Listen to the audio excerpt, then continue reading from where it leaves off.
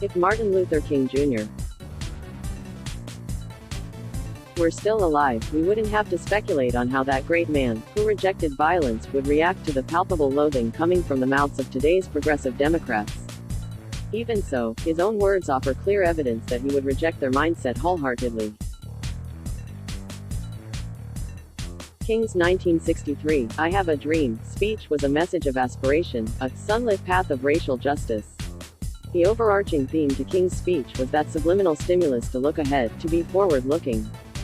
"Let us not seek to satisfy our thirst for freedom by drinking from the cup of bitterness and hatred," he said. He looked forward to the full grant to blacks of their God-given rights, and predicted that men, Jews and Gentiles, Protestants and Catholics, will be able to join hands and sing in the words of the old Negro spiritual, "Free at last. Free at last. Thank God Almighty, we are free at last." King's powerful words almost seem quaint and irrelevant to today's hysterical Democrat culture warriors, who thirst for bitterness and hatred above all else. The transcript of a recent New York Times staff meeting illustrates the point. The infamous front-page headline by the paper about President Trump's speech on the recent mass shootings read, "Trump urges unity versus racism. Horrors," said their faithful readers. Who wrote this? Every thinking American knows that Trump's a racist. The hapless editor was demoted, which led to a meeting in which the executive editor posed the question, "How do you write about race in a thoughtful way?" The answer, the 1619 Project, the story of slavery in America in order to, as the editor put it, understand the forces that led to the election of Donald Trump. Really? Is this a joke? Explain Trump by revisiting slavery in Jamestown in AD 1619. For the first 2 years of the Trump presidency, the New York Times cheered on Mueller, whom its editors presumably expected would set Trump up for impeachment. That failed. So now, for what they surely pray are the last 2 years of his presidency, they will revisit the history of slavery, starting with the colonies. I presume they will include the Spanish, English, Dutch, French, in order to discuss race in a thoughtful way. They will not only demonstrate that racism and white supremacy were the foundations of all the systems in our country, but that Trump is perpetuating that legacy for African Americans, and while they're at it, for Latinos and immigrants too.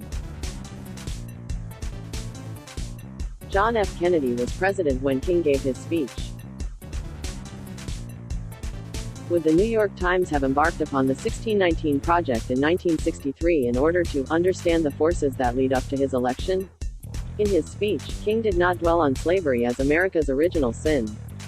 He had written earlier on about the colonists' treatment of Native Americans, which preceded the practice of slavery. You can logically argue that colonization was the seminal moment for the origin of our country, as it was with all European countries which were exploring and colonizing the entire planet. King did not decry the presence of the nearby Thomas Jefferson Memorial, nor even complain about Confederate monuments. He was, after all, a man on a mission, a visionary with a dream of racial justice, determined to achieve civil rights for African Americans. Monuments and slavery are the stuff of history lessons which should be taught but can no longer be experienced. King's goal was current and achievable. The New York Times editors have waxed eloquently over the years about how the lasting power of King's "I Have a Dream" speech would capture the minds of Americans across generations. If so, why abandon King's forward-looking and aspirational dream to drink from the cup of bitterness?